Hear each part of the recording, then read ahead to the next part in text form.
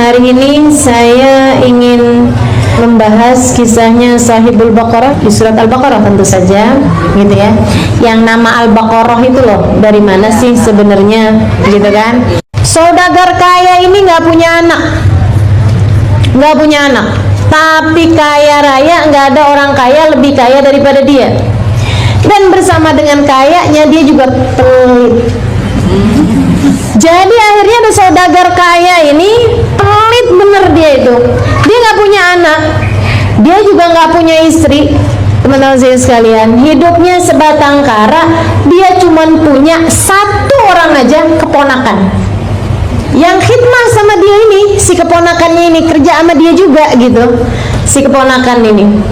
Cuman seperti yang tadi saya sampaikan, pelitnya nauzubillah. Akhirnya kemudian si keponakan ini nungguin. Dia bilang, nggak apa-apa deh, saya kerja sama dia capek-capek, dia bayar dikit nggak apa-apa. Jadi sekalian, si keponakannya ini, oke, nggak apa-apa deh, sabar-sabar aja saya akan khidmah, saya akan baik-baik sama dia gitu.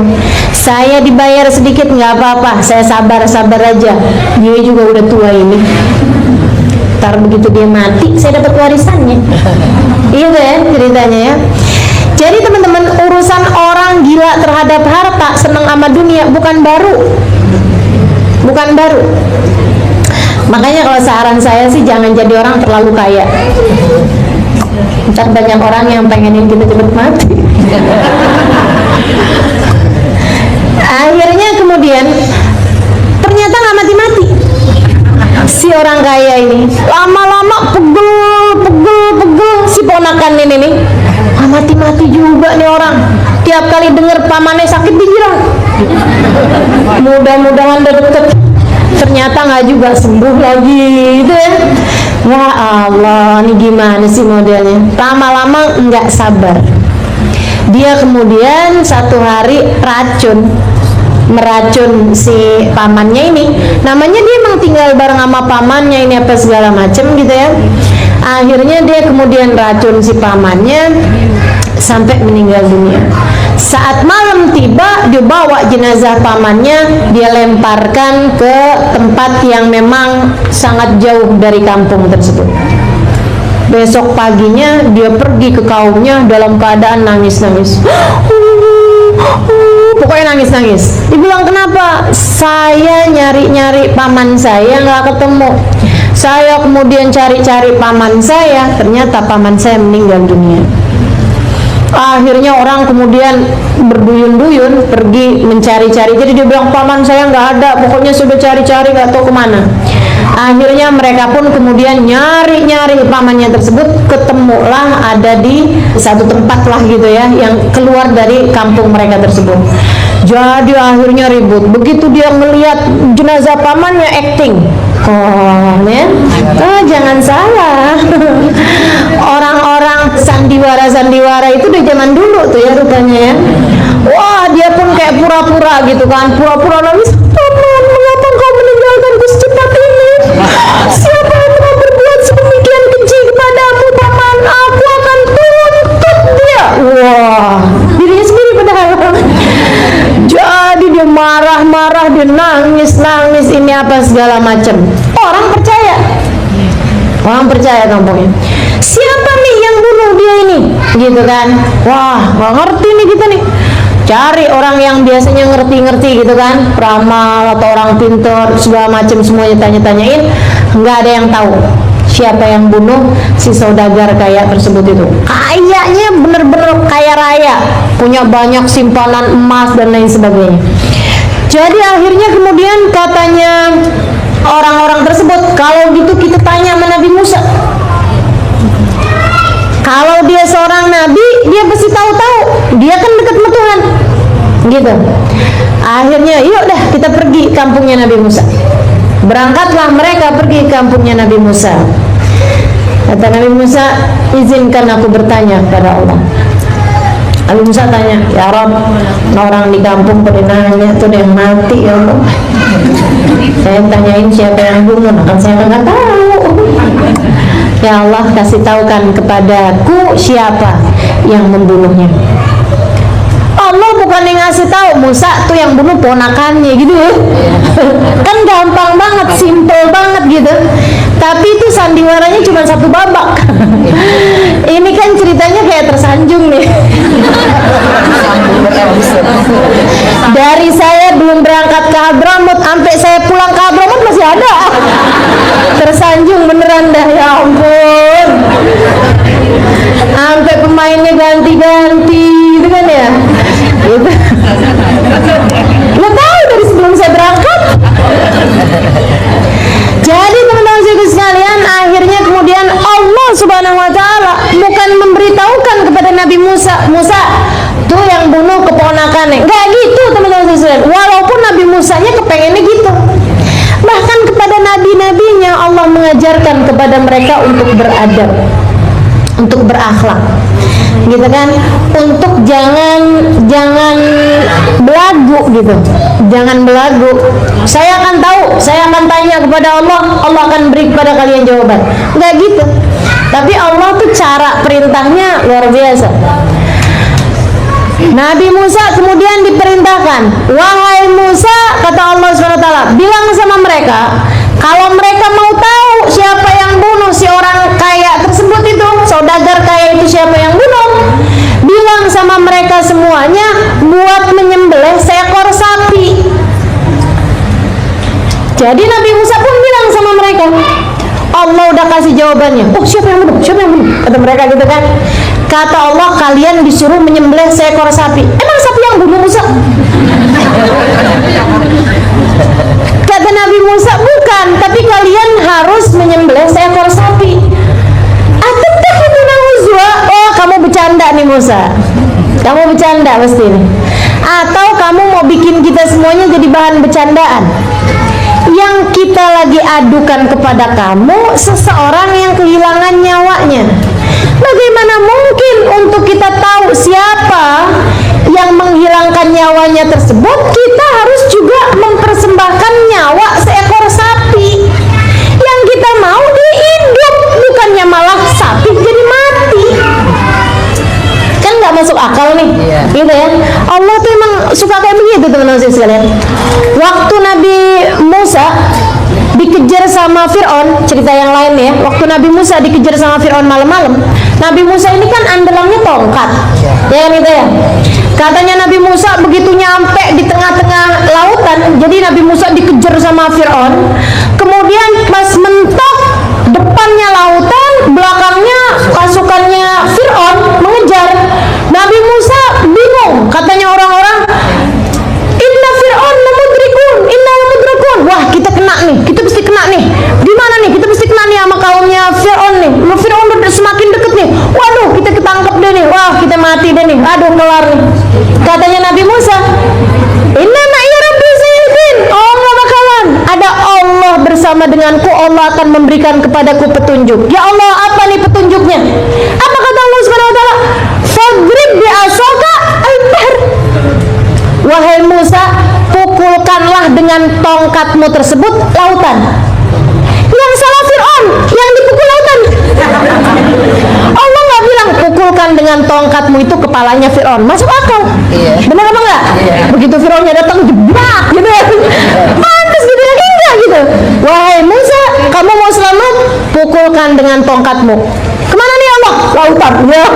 Kok yang masuk di akal gitu kan? Subhanallah. Tapi begitu dipukulkan sama Nabi Musa, lautannya langsung jadi daratan. Gitu teman-teman sekalian, perintah Allah itu jangan dibantah walaupun akalmu tidak dapat menerimanya. Karena akalmu kerdil, akal kita semua kerdil, gitu ya.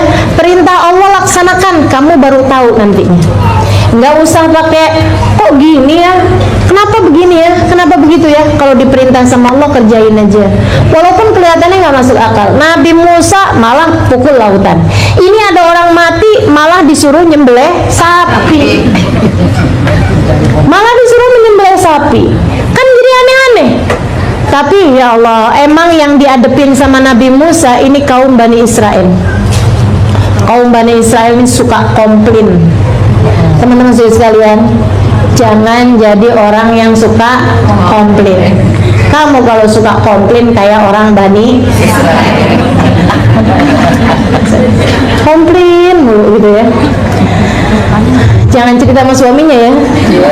Karena kalau pas kita lagi komplain karena kata suaminya, kamu persis kayak Bani Israel. Komplain mulu kerjaannya, protes aja. Udah jelas nih, bahkan kalau kita perhatikan bahasanya gitu ya, antadbahu baqaratan, bukan antadbahul baqarah, bukan. Apa bedanya antadbahu baqaratan atau antadbahul baqarah pakai alif lam? Kalau pakai alif lam itu artinya sapi yang itu. Tapi kalau baqaratan ayat baqarah, maksudnya sapi apa aja. Asal namanya sapi, lo udah selesai berarti melaksanakan perintah. Jelas kan ya? Mereka pun paham itu. Kata Allah Subhanahu wa taala, "Innallaha ya'murukum an tadhbahu baqarah," kata Nabi Musa. Allah bilang kalian suruh menyembelih sapi. Artinya sapi apa aja. Mereka paham itu.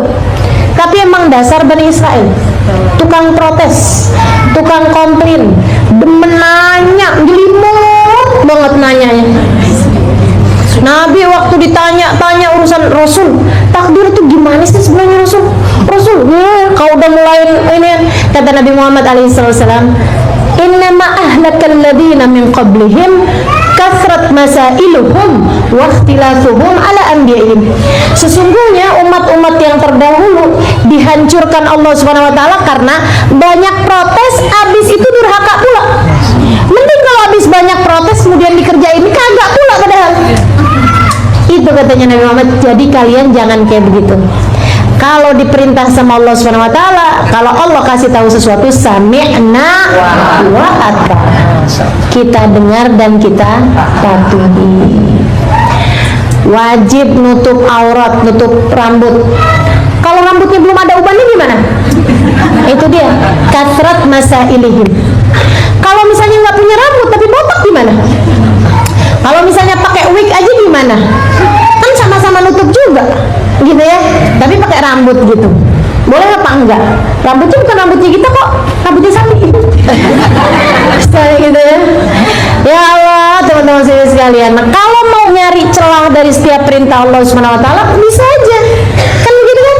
Akan tetapi kita tidak diminta untuk seperti itu, akan tetapi kita diminta untuk waqalu sami'na wa ata'na. Ya Allah, kami dengar dan kami akan patuhi.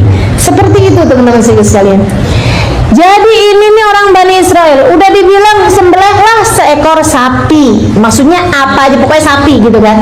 Mereka bilang, "Oh, sapi. Kamu mau bikin kita jadi bahan candaan? Kenapa kok malah disuruh nyembelih seekor sapi?" Kata Nabi Musa, itu jawaban dari Allah. "A'udzubillah an akuna minal jahilin." Aku berlindung kepada Allah dari menjadi orang yang bodoh, yang hidupnya bercanda mulu, yang hidupnya ngebully mulu. Saya nggak kayak begitu, kata Nabi Musa. Kalau perkara harus serius, kita akan serius. Apalagi perkara urusan kematian seperti ini, kita serius, kata Nabi Musa. Saya nggak bercanda sama kalian. Oh, oke lah Nabi Musa, jangan ngambek gitu dong. Oke, iya, kita mau menyembelih seekor sapi. Tapi sapinya sapi apa? Sapi umur-umur yang kayak berapa nih untuk kita menyembelih seekor sapi ini? Sapi yang umuran berapa kira-kira wahai Musa?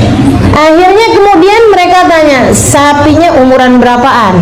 Anak-anak atau udah tua atau yang kayak gimana? Nabi Musa bilang, baiklah saya tanya lagi. Kesian Nabi Musa bolak-balik istikharah ngadepin umatnya ini ya. Ya Allah, mudah-mudahan kita nggak jadi umat yang nyusahin Nabi kita. Kita jadi umat yang selalu dapat menghibur dan membahagiakan Nabi Muhammad SAW, insyaallah. Amin ya rabbal alamin. Nabinya dihibur, nabinya disenangkan dengan cara ketaatan kita kepada beliau. Amin. Akhirnya kemudian Nabi Musa pun nanya sama Allah, ya Rabb, orang-orang pada nanya, katanya sapinya umur berapaan? Kata Allah Subhanahu wa taala, bilang mereka, wahai Musa, cari sapi kagak tua kagak muda. Susah nih kan? Cari yang umur-umurnya sedang-sedengan gitu. Kira-kira ABG lah sapinya. Awanun baina dzalik, tengah-tengahan, enggak tua juga anak-anak, artinya kan remaja, kan gitu ya. Wah, repot nih sebenarnya. Dah pasti abis ini orang langsung ngerjain nyari sapi yang enggak tua, enggak muda. Ibarat kata dari seluruh sapi misalnya ada 10.000, yang enggak tua, enggak muda ini kan ada sekitar 3.000-an, ya enggak? Karena sapi kan pasti ada yang muda, pasti ada yang tua, pasti ada yang sedengan. Berarti kan yang sedengan ini kan sepertiganya lah kurang lebih. Dah Nabi Musa bilang, sapinya kata Allah Subhanahu wa taala, saya udah tanya sama Allah, Allah udah kasih jawabannya. Dan ini bukan cepet teman-teman sekalian. Bukan cepet. Nabi Musa istikharah dulu, nanya dulu sama Allah. Allah kemudian baru memberikan jawabannya. Nabi Musa balik lagi kepada kaum tersebut. Yarhamukillah. Kata Nabi Musa, Allah Subhanahu wa taala bilang, sapinya itu yang enggak tua, enggak muda, sedang-sedang. Mereka diskusi itu. Musa ada pertanyaan lagi nih, kita masih bingung. Padahal ini udah jadi 3.000 nih. Dari 10.000 sapi istilah katanya ya, di 9.000 sapi udah jadi 3.000. Masih bingung juga katanya.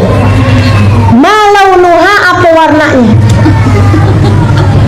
Coba tuh, setengah mati bener kan? Warnanya sapi banyakannya apa? Putih, coklat, hitam, iya kan?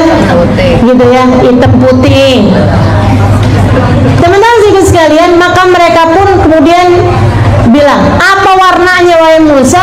Karena sapi itu kan banyak katanya mereka. Akhirnya kemudian nanya warnanya apa tepatnya. Nabi Musa bilang, baik saya tanyain lagi. Nabi Musa nanya lagi, ya Allah, pada nanya lagi tuh ya Allah, katanya warnanya apa ya Allah. Ya Musa, bilang sama kaummu, aku mau sapi yang warnanya safra, faqi'ul launha, tasurnahu.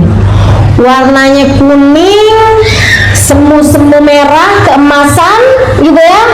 Tasurun nadirin, yang akan menyenangkan siapapun saja yang memandangnya. Setengah mati kan lo nyarinya, gitu. Maksudnya Nabi Musa, udah deh sekarang cari aja tuh, mungkin ada jenis sapi yang warnanya seperti itu gitu maksudnya. Ya udah, nah itu dari 3.000 sapi mungkin jenis tertentu yang warnanya seperti itu, barangkali sisanya sekarang jadi 100 atau jadi 300 dari 3.000 loh sapi, ibarat katanya nih jadi tinggal 10%-nya aja gitu. Jadi 300 sapi yang warnanya memang kuning keemasan, ada sebagian sapi warnanya seperti itu.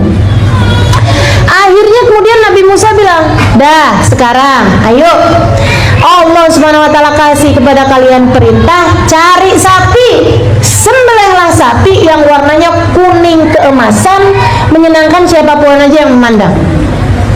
Mereka diskusi lagi.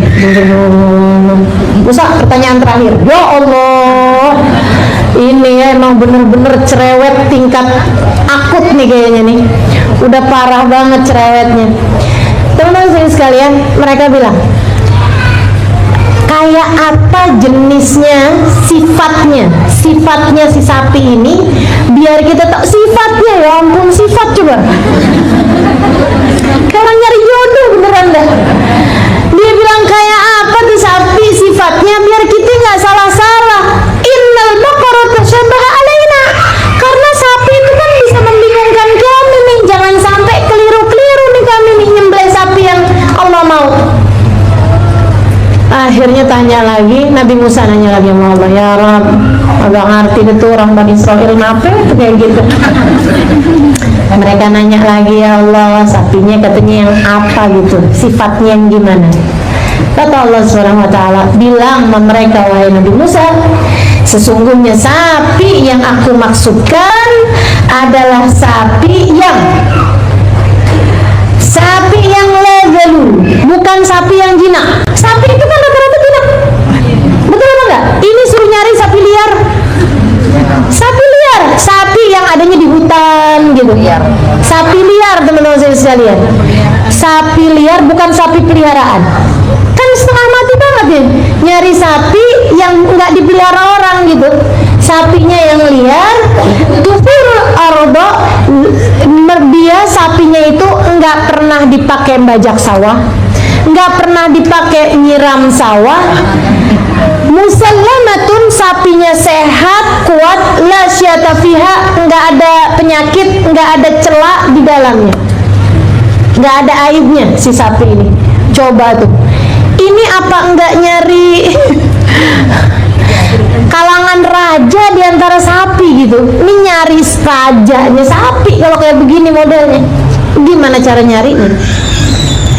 Mereka begitu kayak gitu, jelas sih sekarang. Tapi ada apa kagak ya sapi gitu ya?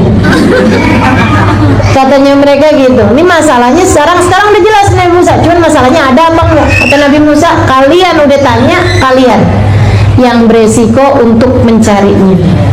Ya udah dah kita nyari. Mereka pun berpencar, pergi ke berbagai macam kampung mencari sapi tersebut. Teman-teman sekaligus sekalian saya muliakan, 10 tahun sebelum itu ada seorang lelaki soleh bersama dengan seorang istri yang soleh, bersama dengan seorang anak bayi yang soleh. Maksudnya anak bayi yang ya kalau emak bapaknya soleh, solehah kan anaknya juga soleh, ya enggak? Anak yang amin.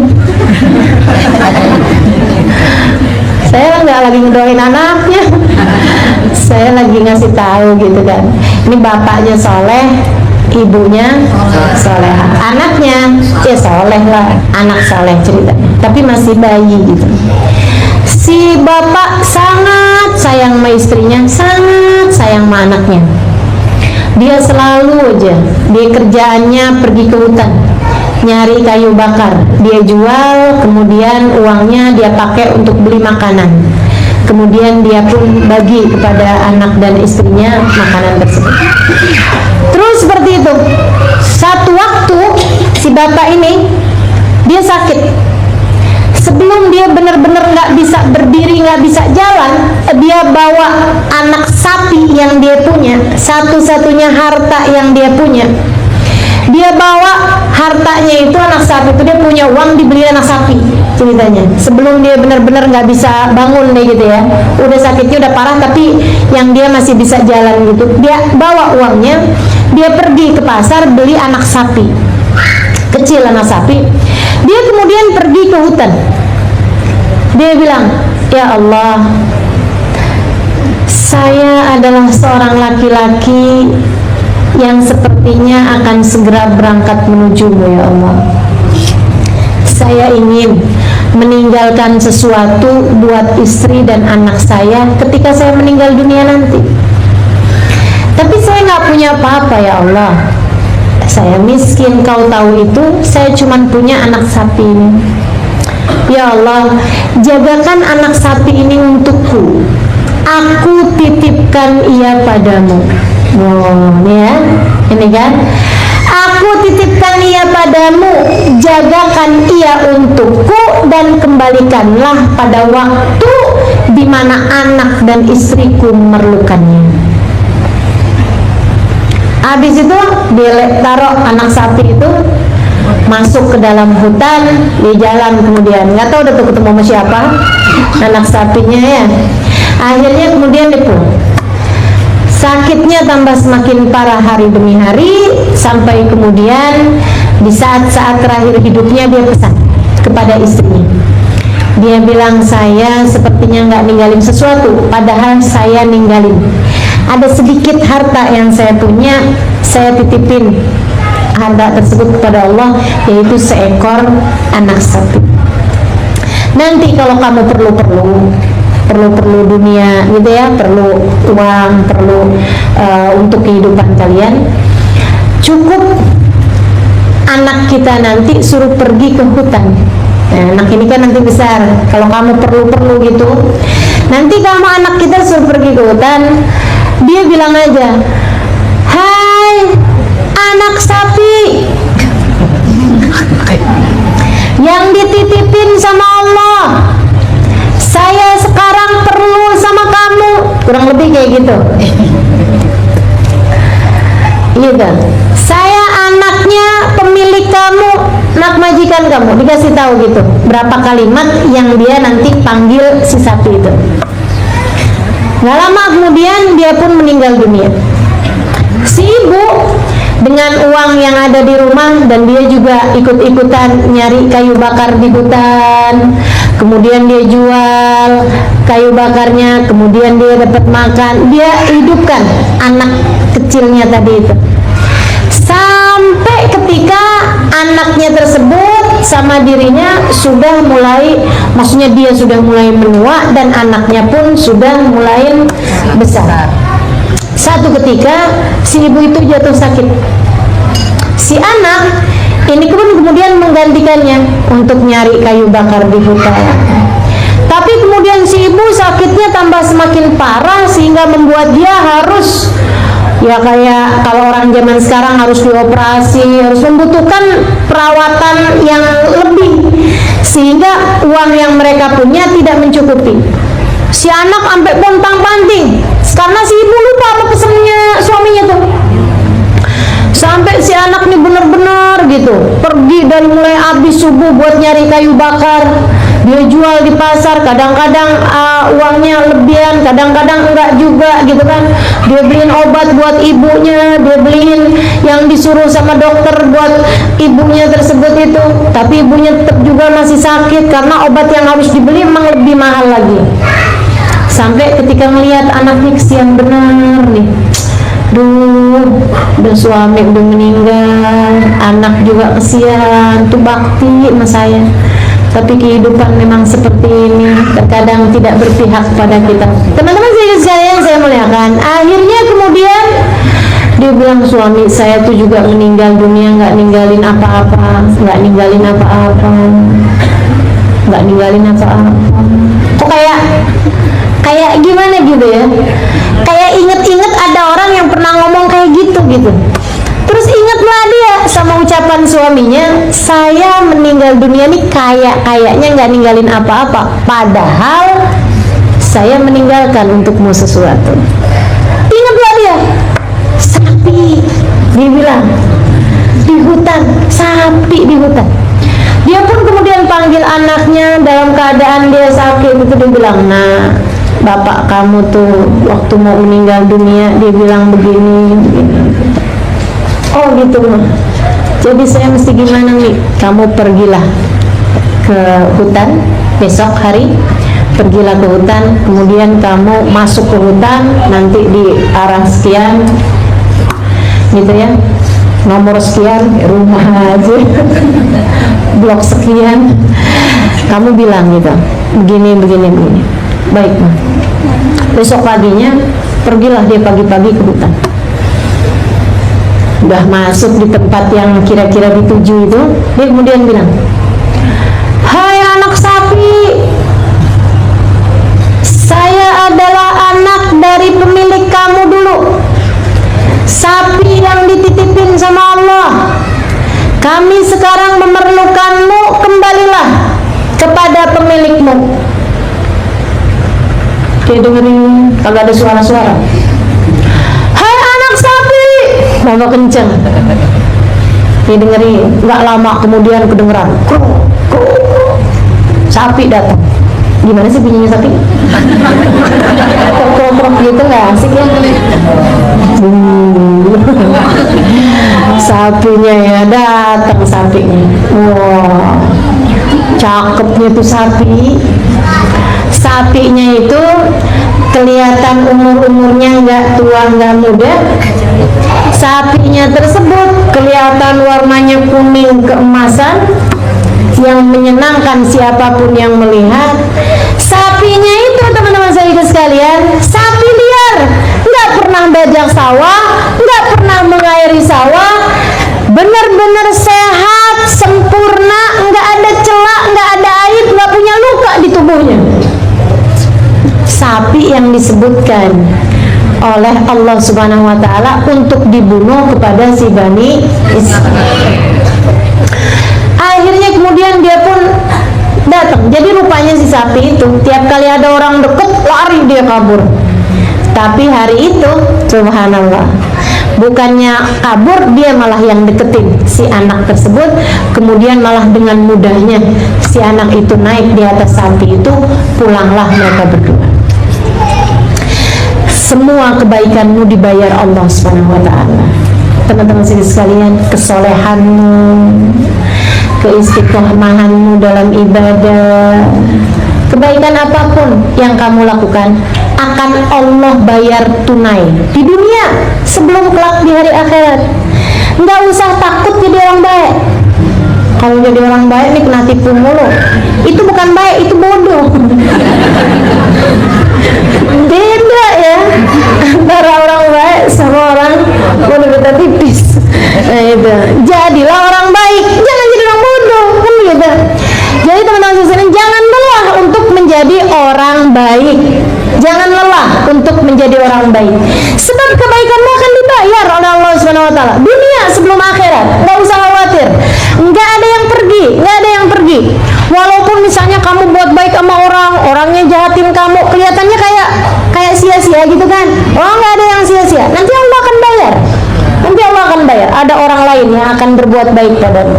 Tenang aja, nanti ada orang lain yang berbuat baik padamu. Sama halnya dengan Allah juga bayar kejahatan, teman-teman sekalian. Allah bayar kejahatan. Seperti kejahatan ponakan yang bunuh ini nih, yang bunuh pamannya tadi itu. Siapa nama pamannya? Teman Bogor. Ya, saya nggak sebut namanya, saya nggak tahu, nggak disebutin pula di kitab-kitab. Jadi teman-teman sekalian saya muliakan, nggak akan ada yang pergi. Semua kebaikan, semua keburukan hanya akan dibayar tunai oleh Allah Subhanahu wa taala. Tinggal kamu pilih, mauan dibayar segala kebaikan-kebaikan atau mauan dibayar segala keburukan-keburukan. Kita yang mesti pinter-pinter. Hidup ini udah baik aja deh, baik aja. Semua yang kamu lakukan di atas muka bumi ini seperti meneriakkan kalimat-kalimat dalam sebuah gua. Kamu cantik. Apa kedengarannya? Kalau kamu jelek nggak mungkin. Pasti gemanya kamu cantik, kamu cantik, kamu cantik, kamu cantik. Kan gitu ya? Semakin banyak kamu sampaikan kebaikan, semakin banyak pula yang kemudian kembali padamu. Innal hasanat bi asyri amsalihha. Kata Nabi Muhammad, sungguhnya kebaikan 10 kali ganda minimalnya. Minimalnya 10 kali ganda, teman-teman sekalian, minimal. Gimana kalau lebih Allah Subhanahu wa taala bagi? Dan keburukan, hal jazaul ihsan illal ihsan, dan sebaliknya juga kan gitu ya. Kalau kemudian sayyi'ah juga balasannya seperti itu juga. Keburukan juga hanya akan dibayar dengan keburukan. Kurang ajar. Apa kalau kita meneriakkan kalimat seperti itu di gua gitu? Kurang ajar lo. Jawabannya apa? Kurang ajar lo, kurang ajar lo, kurang ajar lo. Itu teman-teman sekalian, nggak akan kemana-mana, nggak akan kemana-mana. Gitu ya. Batu yang kau lempar hanya akan kembali kepada dirimu sendiri. Maka jangan lelah untuk menjadi orang solehah. Jangan lelah untuk belajar istiqomah. Jangan lelah untuk menjadi hamba Allah Subhanahu wa taala yang taat kepadanya. Insya Allah. Istiqomah sampai surga insya Allah ya. Dunia sampai akhirat. Baik teman-teman sekalian, pulanglah dia bawa seekor sapi ini ya. Akhirnya nyampe di rumah. Bu, sapinya bagus banget bu, diceritain tadi. Tadi saya panggil bu, pertama kali udah datang bu, yang kedua baru dia datang, rupanya di mainannya rada jauhan. Ya, cerita-cerita sama ibunya, girang, senang nih berduaan nih sama ibunya. Ibunya terbaring, teman-teman sekalian, di atas tempat tidur karena sakit memang sudah sangat berat. Kata ibunya, kalau gitu nak, jual cepetan biar kamu bisa beli obat. Baik mah. Berapa mah harga jualnya? Sapi segede gitu, mamanya udah lihat-liatin kan sapinya ya. Walaupun dia duduk itu lihat-liatin sapi. Terus dia bilang sapi kayak gitu biasanya harganya 25 juta. Sapi biasanya berapa sih? Segitulah ya, oke ya. Kita sepakati aja ya. 25 juta. Jadi kamu jual aja dengan harga 25 juta. Si anak bawa tuh sapi, mumpung pasar masih buka nak. Dia bawa tuh sapi pergi ke pasar. Sapi. Orang rupanya zaman itu lagi krisis moneter kali. Gak lagi zaman gitu sekarang nih, harga-harga pada naik, jadi boro-boro beli sapi. Beli gandum aja susah. Jadi nggak ada yang tertarik. beli sapinya. Lihat gitu sapinya, wah bagus nih sapinya, tapi belum ketemu orang yang tertarik beli sapi. Sapi. Kemudian ada seseorang laki-laki tua, dia bilang, "Nak, jual sapi." "Iya Pak." "Masa kucing?" "Sapi lah ini." Yalah. "Jual sapinya Nak." "Iya Pak." Dia bilang, "Berapa kamu jual sapi kamu ini?" 25 juta Pak. Katanya si bapak itu, "Gimana kalau saya beli 50 juta? Bingung dia. Teman-teman sekalian, bukan bingung bodoh, bukan, tapi bingung aneh. Mana ada orang dibilang harganya 25 juta mau dibeli 50 juta? Nggak ada orang kayak begitu. Yang ada 25 juta 20 aja deh, kan udah. Atau 15 gimana? Atau kayak ibu-ibu 25 10 aja deh.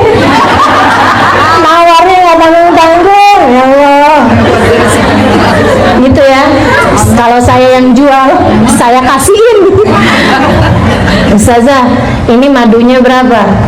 130. "Ustazah, 70 aja deh, saya kasih aja." Nawar kagak. Untung gak ada yang kayak gitu sama saya. Jadi teman-teman sekalian, ini harganya 25 juta gitu istilah katanya ya. Dia nawar 2 kali lipat, 50 juta aja deh. Boleh nggak kalau saya beli 50 juta? Dia nggak jawab, bukan karena anak bodoh, bukan, tapi justru karena ia anak yang sangat pandai. Kok aneh sih gitu. Jadi dia bilang, "Tunggu, kalau gitu saya harus tanya dulu sama ibu saya." Bukan karena bodoh teman-teman sekalian, tapi justru karena anak yang sangat pandai. Ini aneh nih, kenapa bisa begini nih? Dia adalah anak yang sudah dikenalkan oleh ibunya bahasa-bahasa pertanda. Kalau apa-apa kamu mesti sadar nih, ada bahasa pertanda nih. Kalau kamu mau pergi ke satu tempat, tiap kali mau jalan ke sana kesleo, tiap kali mau jalan ke sana kesandung, tiap kali mau jalan ke sana ada apa gitu yang terjadi. Pahami bahasa pertanda, Allah nggak mau kamu pergi ke sana, kan begitu tuh. Jadi kita itu mesti ngerti bahasa pertanda gitu. Dia bilang, "Oh ini aneh nih, kalau gitu saya mesti mohon petunjuk." Nah kalau kita dapat pertanda, kita mesti dapat petunjuk, kan begitu ya. Mesti ada orang yang kita tanya kalau kita nggak ngerti pertanda itu apa gitu. Dia menjadikan petunjuknya dia adalah ibunya, karena dia tahu ibunya adalah seorang perempuan yang sangat salehah, seorang perempuan yang dekat dengan Allah. Teman-teman sekalian, semua dari kita bodoh, dan hanya Allah lah zat yang maha tahu. Maka kebodohanmu akan perlahan-lahan hilang jika kamu dekat sama sang maha tahu. Kamu yang bodoh akan berpengetahuan jika kamu dekat sama sang maha tahu. Kalau kamu nggak dekat sama sang maha tahu, kemudian kamu merasa berilmu, itu namanya bukan pandai tapi sok tahu. Jadi dia kemudian bilang, "Saya mau bilang dulu dah sama ibu saya." Pulanglah dia ke rumah sambil bawa-bawa sapinya itu. Sampai di rumah dia bilang, "Gimana Nak?" kata ibunya. "Ada yang mau beli sapi kita?" "Sudah laku belum sapi kita?" "Belum mah, belum laku. Belum ada yang tertarik, hanya 1 orang aja tertarik, tapi aneh memang." "Kenapa gitu aneh?" Saya bilang, dia nanya, "Kamu jual sapinya?" Saya bilang, "Iya." Dia nanya, "Berapa kamu jual?" Saya bilang 25 juta. Dia bilang, "Boleh nggak saya beli 50 juta? Ibunya perempuan solehah yang mengerti bahasa pertanda. Ibunya adalah seorang perempuan solehah yang sangat bijaksana. Ini saya bayangin kalau emaknya kagak ngerti, dia bakalan bilang sama anaknya, "Lo mau jual 25 juta, ada yang nawar 50 juta, ya kasih. Lo mau bikin mama mati. Mama lagi sakit juga deh." Saya bayangin nih kalau emaknya yang model kita nih begini guys. Untung ya, cerita Allah tuh gak kayak gitu teman-teman sekalian. Ibunya ngerti bahasa pertanda. Ibunya kemudian bilang, "Kalau gitu iya deh Nak, iya deh, dah istikharah nanya sama Allah, iya dah. Kamu pergi, kemudian kamu bilang, sapinya saya jual dengan harga 50 juta. Sekarang kalau ada orang nanya, sapinya kamu jual dengan harga 50 juta. Berangkatlah dia pergi ke pasar lagi. Dia nyari-nyari orang yang tadi tuh, nggak ketemu. Nyusahin ya. Nggak ketemu tuh yang orang tadi. Ketemu lagi sama orang lain lagi. Jual nak sapinya? Iya pak. Berapa nih kamu mau jual sapi kamu? 50 juta. Oh, saya sih mau nih belinya 100 juta. 2 kali lipat. Saya harus tanya dulu sama ibu saya. Aneh kan? 50 juta ditawarnya 100 juta, 2 kali lipat lebih mahal gitu. Akhirnya kemudian dibilang, saya mau pamit dulu, mau balik dulu ke ibu saya. Nanti bapak jangan jauh-jauh ya pak, di sini aja. Pulang ke ibunya. Bu, kok aneh lagi ya bu? Saya sekarang bilang 50 juta, orang bukannya bilang nggak masuk akal, sapi segini doang harganya 50 juta. Tapi dia malah bilang gitu, saya berani belinya dengan harga 100 juta. Kata ibunya, wah ini bukan orang nak, ini malaikat Allah SWT. Malaikat Allah SWT. Sekarang gini, kamu pergi lagi ke pasar, kamu bilang harga sapinya 100 juta. Kalau ada orang nawar lagi dengan lebih mahal, tanya sama dia berapa seharusnya kami jual sapi ini. Gitu. Mestinya berapa sih harganya? Gitu. Tanya sama dia. Ibu saya kirim salam, tanya, bilangin seharusnya kami jual sapi ini dengan harga berapa. Akhirnya kemudian si anak itu pun pergi lagi ke pasar. Sapi. Nyari orang tadi, kagak ada. Nggak ada tuh orang. Waduh, ini susah bener nih jual sapi, ini modelnya begini. Akhirnya kemudian sapi. Ada lagi yang datengin dia. Dia bilang, kamu jual nak sapinya? Orang lain lagi. Dia bilang, iya. Berapa kamu jual? 100 juta. Dia bilang, saya mau belinya dengan harga 200 juta. 2 kali lipat. Gimana nih? Boleh nggak saya beli sapi ini dengan harga 200 juta? Dia bilang, ibu saya kirim salam sama kamu. Ibu saya tanya, silakan lamar ibu saya, enggak ya? Jadi urusan lamar. Dia bilang, ibu saya kirim salam kepadamu, tanya dengan harga berapa seharusnya kami menjual sapi ini. Orang tersebut mengatakan, oh kalian sudah paham, kami adalah malaikat Allah SWT. Bilang kepada ibumu, jangan jual sapi ini kecuali dengan seberat sapi ini emas. Seberat sapi itu emas. Jadi kalau sapi itu beratnya 300 kilo, 300 kilo emas. 300 kilo emas, teman-teman. Ya Allah, luar biasa benar.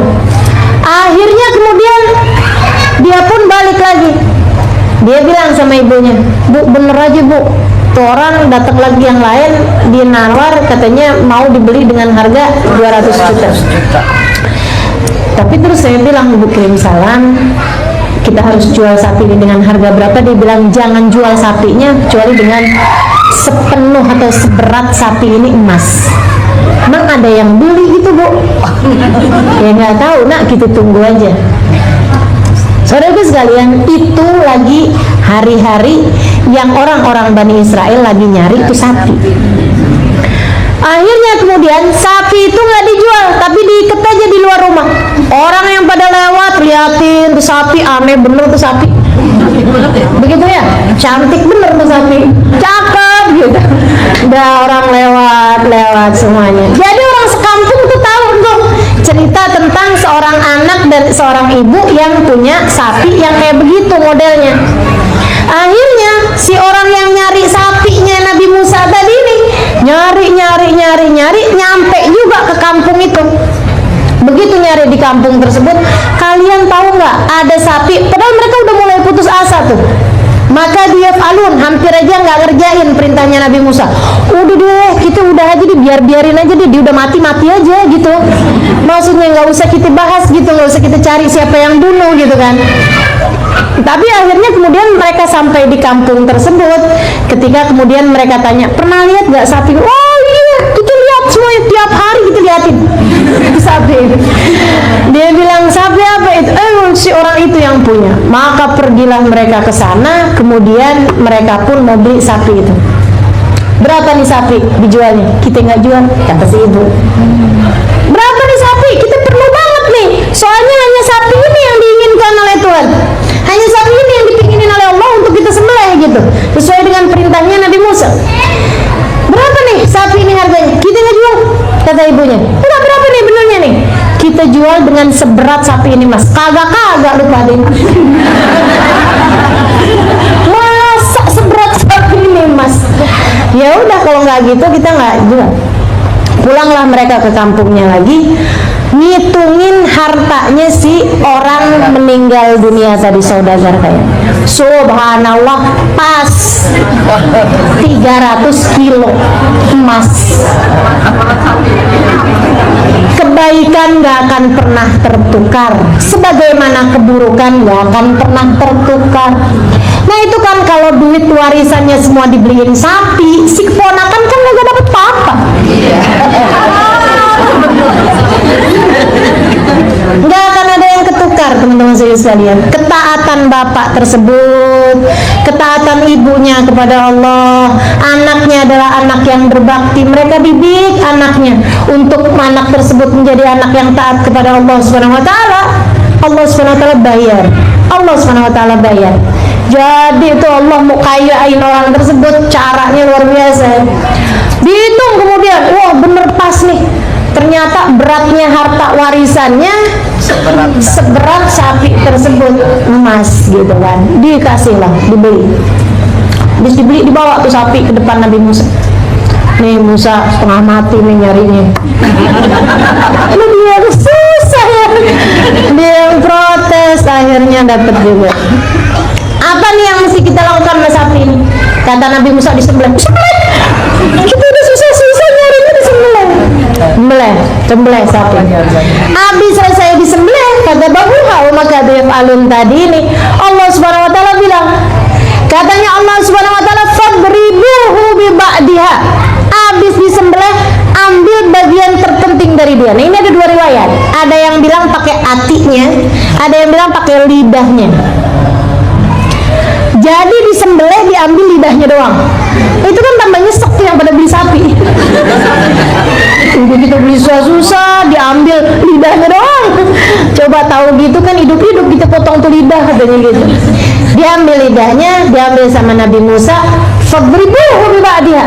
Pukulkanlah orang yang sudah meninggal dunia tadi ini dengan lidahnya sapi tersebut. Teman-teman sekalian saya muliakan, orangnya udah mati, udah berapa hari padahal matinya tuh, pukulin, hidup lagi. Si orang yang mati tadi hidup lagi, dia toleh.